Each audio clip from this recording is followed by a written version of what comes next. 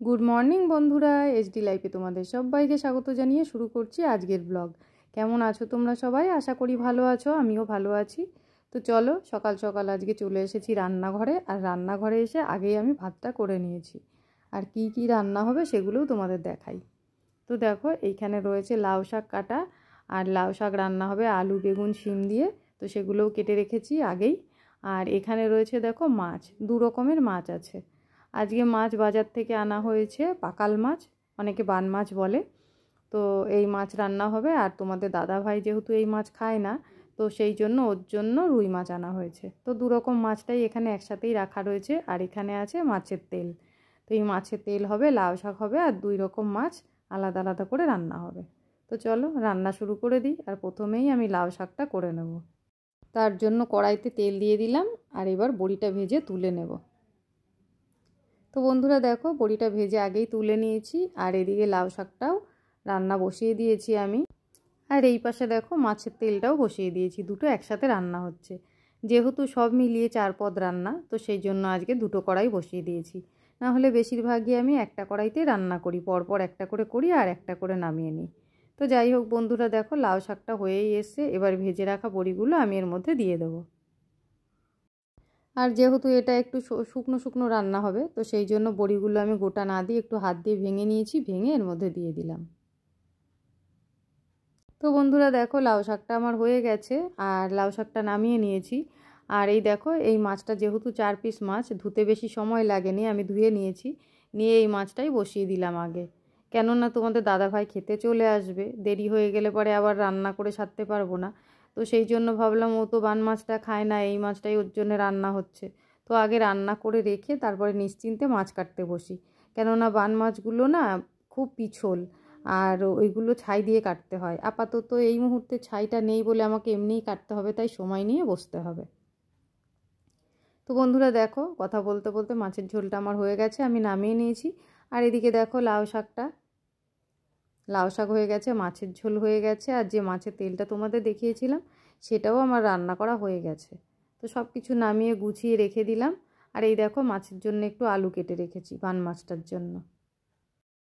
তো বন্ধুরা দেখো, ওদিকে সব কিছু রেডি করে রেখে আমি মাছ কাটতে বসে গেছি। এমনকি মাছের মশলাটাও আমি রেডি করে রেখেছি, আলুও কেটে রেখেছি। শুধু এই মাছ কটা কেটে ধুয়ে আমি রান্না করতে শুরু করব। তো বন্ধুরা, এখন তো বাজার থেকে খুব একটা মাছ আমি এরকম নিয়ে আসি না, বেশিরভাগই কাটিয়ে নিয়ে আসি। তো সেরকম কাটতেও হয় না বাড়িতে এসে। তো আজকে যেহেতু ভাই মাছগুলো এনেছে, মাছ না কাটিয়ে নিয়ে চলে এসেছে, তো সেই জন্য আমাকে বসতে হলো কাটতে আর কি। তা মাছ কাটতে বসে একটা ছোটোবেলার কথা মনে পড়লো, চলো তোমাদের সাথে শেয়ার করি।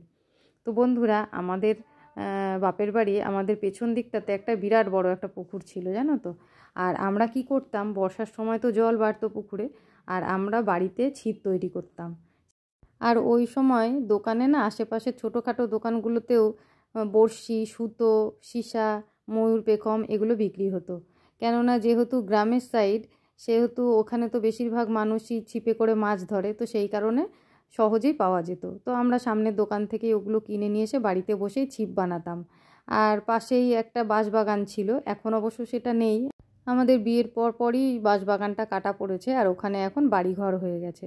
তো যাই হোক, তখন তো ছিল, ওখান থেকে আমরা কঞ্চি নিয়ে আসতাম, নিয়ে এসে ঘরে বসে ছিপ বানাতাম, বানিয়ে মাছ ধরতাম। আটা গুলিয়ে নিতাম খানিকটা, সেই রুটি করার আটা মাখার মতন আটা মেখে নিতাম, নিয়ে ওই আটা দিয়ে মাছ ধরতাম। আর পাড়ার যে বড় দাদারা ছিল, ওরা দেখতাম কেঁচো দিয়ে মাছ ধরতো। আমরা অবশ্য কেঁচো দিয়ে পারতাম না, আমরা আটা দিয়েই ধরতাম। তো মাছ ধরে নিয়ে এসে তারপরে কিন্তু এইভাবে বাড়িতে বসে কাটাকুটি হতো, তারপরে রান্না হতো। তো যাই হোক বন্ধুরা দেখো, গল্প করতে করতে আমার মাছটা কাটা হয়ে গেল। তো চলো রান্নাটা বসাই। তো বন্ধুরা দেখো, কলপাড়ে গিয়ে মাছগুলো আমি ধুয়ে নিয়ে চলে এসেছি, আর মাছগুলো ভেজেও নিয়েছি, রান্না হচ্ছে এখন। তো তোমাদের সাথে গল্প করতে করতে না নিজেরও মনে হলো, সেই দিনগুলো চোখের সামনে ভেসে উঠছিল। এত ভালো লাগে ছোটোবেলার কথাটা মনে পড়লে। আমাদের ছোটোবেলাটা এত সুন্দর কেটেছে না। এখনকার ছেলে মেয়েরা শুধু মোবাইল ছাড়া কিছুই জানে না, কিছুই বোঝে না। ওই দিনগুলোর কথা মনে করলেও না নিজেদের একটা গর্ববোধ হয়, জানো তো।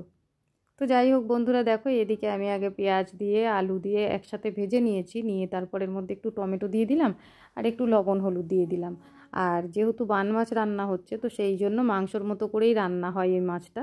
তো আমি আদা রসুন পেঁয়াজ লঙ্কা সব কিছু একসঙ্গে মশলাটা করে নিয়েছি। তো মশলাটা দেখো দিয়ে দিলাম, এবার ভালো করে কষিয়ে নেব। রান্নার পরে কিন্তু মাছটা খেতে পুরোপুরি মাংসর মতোই লাগে। তো বন্ধুরা দেখো মাছটা আমার রান্না হয়ে গেছে, আর তোমরা দেখতেই পাচ্ছ একদম মাংসের ঝোলের মতোই হয়েছে দেখতে। তো এখন এর মধ্যে একটু গরম মশলা দেব, দিয়ে তারপরে মাছের ঝোলটা আমি নামিয়ে নেব। আর ওদিকে তোমাদের দাদা ভাইও চলে এসছে, তো আমি নিশ্চিন্ত, কেননা আমার রান্না হয়ে গেছে।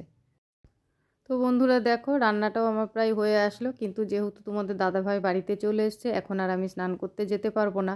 এখন এই রান্না সব কিছু এক সাইড করে, গ্যাস ট্যাস পরিষ্কার করে, রান্নাঘর পরিষ্কার করে, তারপর তোমাদের দাদাভাইকে খেতে দেবো, দিয়ে তারপরে আমি স্নান করতে যাব। তো চলো, রান্না তো আমার হয়ে গেল, আর একবার তোমাদের দেখিয়ে দিই কী কী রান্না করেছি। তো বন্ধুরা দেখো যে মাছটা রান্না করলাম আমি প্রথমেই তোমাদের সেইটা দেখাই। আর লাউ শাকটা রান্না করে রেখেছি, তোমরা তো আগেই দেখেছো, একবার দেখিয়েছি, তাও একবার দেখে নাও। আর এখানে দেখো মাছের ঝোলটা, যে রুই মাছটা রান্না করলাম সেই মাছের ঝোলটা। তো চলো এবারে বাকি কাজগুলো সেরে নিয়ে খেতে দেবো, দিয়ে তারপরে আমি স্নান করতে যাব। তারপর আবার আসছি।